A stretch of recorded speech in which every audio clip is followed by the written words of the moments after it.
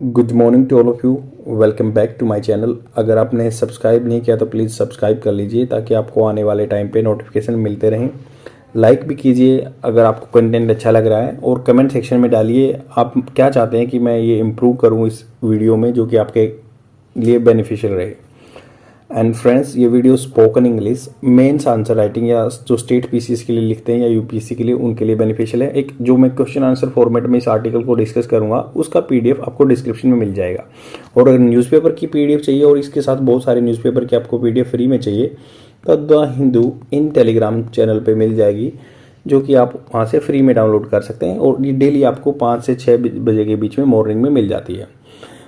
और फ्रेंड्स, ये video I am assuring you आपके अंदर बहुत सारा इम्प्रूवमेंट लेके आएगी, because such type of strategy I have implemented on myself and I got immense result. That's why I'm able to speak in front of you guys. And I belong to the rural area where you would very scarcely find any person speaking English, but due to my earnest effort I'm able to speak in front of you guys, and you also can replicate such type of strategy in your life. तो start करते हैं।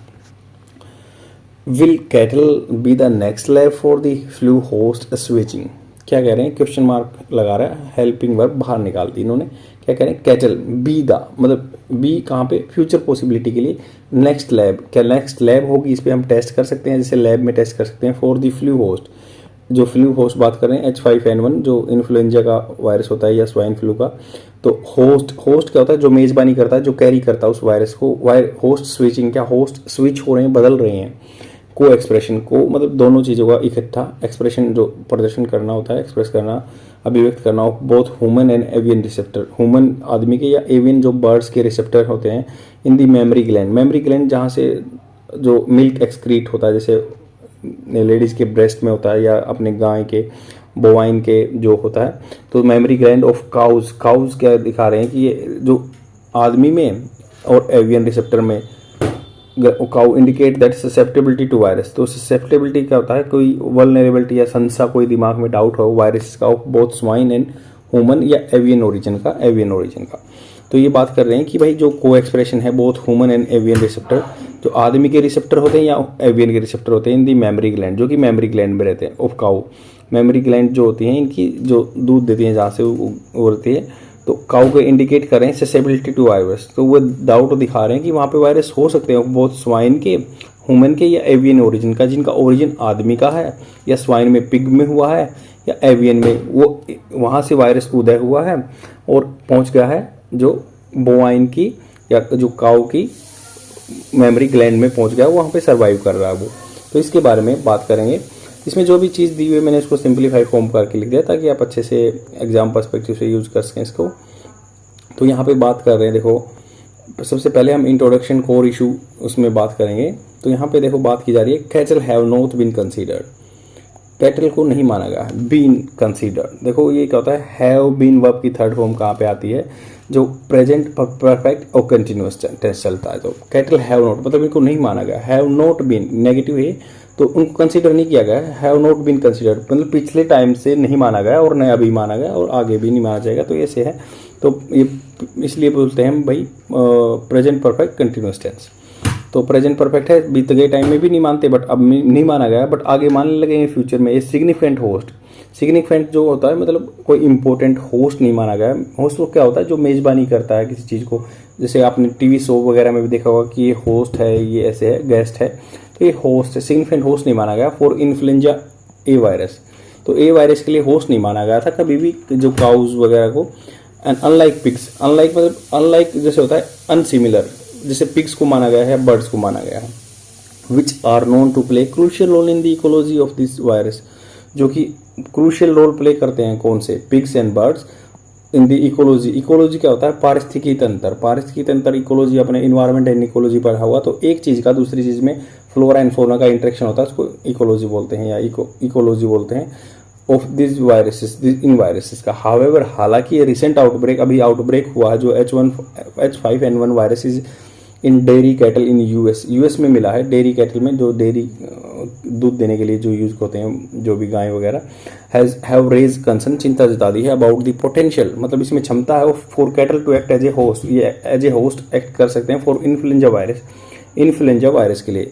The potential, the outbreak, outbreak क्या होता है? फैलना, out मतलब बाहर, break फैलना, which has spread 30 to 37 herds in 9 states, तो जो कि फैल गया है 37 झुंड में 9 स्टेट में यूएसए में, has led to the detection of the H5N1 virus fragments in the milk from the infected dairy cattle. तो ये जो फ्रेगमेंट क्या टुकड़े भाग इसके मिले हैं कुछ वायरस के स्ट्रेन्स के मिल्क में, दूध में, इन्फेक्टेड डायरी कैटल में, जो इन्फेक्टेड डायरी वहाँ पे कुछ कैटल इन्फेक्टेड है उनके दूध में। कोर इशू क्या चल रहा है? Presence of the both human and avian receptor, जो ह्यूमन में या एवियन रिसेप्टर जो रिसीव करने वाले होते हैं, तो रिसीव करने वाले होते हैं। Presence of the both human and avian receptor in mammary glands, तो आदमी से जो वायरस पैदा होगा या पक्षियों से जो होगा वो उसके मेमोरी ग्लैंड में पाया गया, काउज के, मेक दम ससेप्टेबल। तो इनके अंदर रिसेप्टर रहते हैं, काउज के अंदर भी ये रिसेप्टर रहते हैं जो ह्यूमन का भी वायरस ले सकते हैं, एवियन का भी, तो ये ससेप्टेबल बनाता है, उनको वल्नरेबल बनाता है, डाउट में डाल देता है कि to virus of the both swine and human and avian origin. The coexpression दोनों का साथ में दिखाना, एग्जिबिट करना, receptors provides an opportunity for the evolution of H1N1 virus to easily spread from animal to human, तो animal से ये human में आ जाएगा क्योंकि ये को एक्सप्रेशन रिसेप्टर आदमी में भी होते हैं। The high concentration of H5N1 virus fragments in milk from the infected cow suggest that the virus में बी रेप्लिकेटेड कॉपी होना, कि आगे कॉपी हो सकता है, मे बी मतलब पॉसिबिलिटी है, कोई श्योर नहीं है, इसलिए मे बी यूज किया है, in the memory glands which could lead, जिस कुड कहाँ पे यूज होता है? फ्यूचर रिमोट पॉसिबिलिटी है कि भाई फ्यूचर में ऐसा हो सकता है। जैसे बोलते हैं ना कि भाई अगर आप you will draw a sketch you could win the championship, तो आप स्केच ड्रा करोगे तो चैंपियनशिप सकते हो, ऐसे ये कुड लीड, ऐसे फ्यूचर में हो सकता है, to the evolution of more virulent strain. Virulent होता है जहरीला, बिल्कुल वीरुलेंट होता है जहरीला स्ट्रेन आ जाएंगे इसके, वो खतरनाक आ जाएंगे।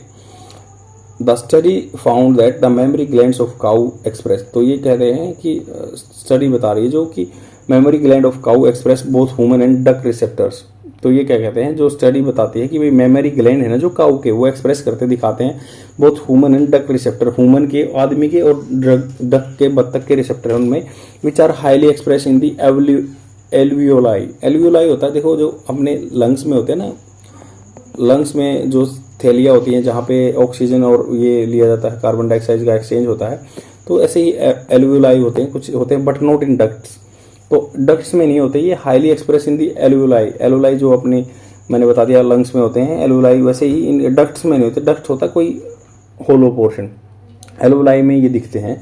This is the contrast to the respiratory tract, तो ये कॉन्ट्रास्ट में है किसके? कॉन्ट्रास्ट मतलब अपोजिट में respiratory tract.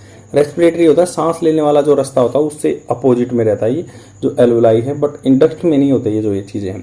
Where chicken type influenza, जैसे चिकन टाइप इन्फ्लुएंजा, जैसे बर्ड फ्लू आया था, chicken type influenza receptors are more common, तो जैसे चिकन में जैसे रिसेप्टर होते हैं ना इस वायरस को पकड़ने के, वैसे ही मोर कॉमन है। The presence of human and duck receptors in mammary gland provides a perfect environment for the evolution of H5N1 virus that can be easily spread from animal to human. तो ये बात कर रहे हैं कि memory gland में पाते हैं, क्योंकि औरतों में भी मेमोरी ग्लैंड होता है, काऊ में भी होता है, तो ये वहाँ से वहाँ पे पहुँच जाएंगे, इजिली आराम से स्प्रेड हो जाएंगे from animal to human. Receptor human में भी रहते हैं, तो दूध पिएंगे तो वो उसका वहाँ ऑटोमेटिकली आ जाएगा। इम्प्लीकेशंस क्या है, जटिलताएं क्या है, प्रॉब्लम क्या है? द स्टडी फाइंडिंग्स, जो स्टडी में फाइंड हुआ है, have significant implication of for our understanding of the ecology. तो स्टडी की जो फाइंडिंग है वो बताते हैं कि भाई इम्प्लीकेशन होगा आवर अंडरस्टैंडिंग, हमारी जो समझ है ना इकोलॉजी के बारे में, इन्फ्लुएंजा वायरस के जो बारे में।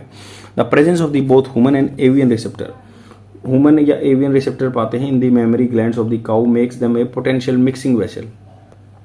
पोटेंशियल है कि इसमें क्षमता है भाई ये मिक्सिंग वेसल की तरह काम करेगा, बर्तन की तरह काम करेगा for new influenza A virus with increase zoonotic potential.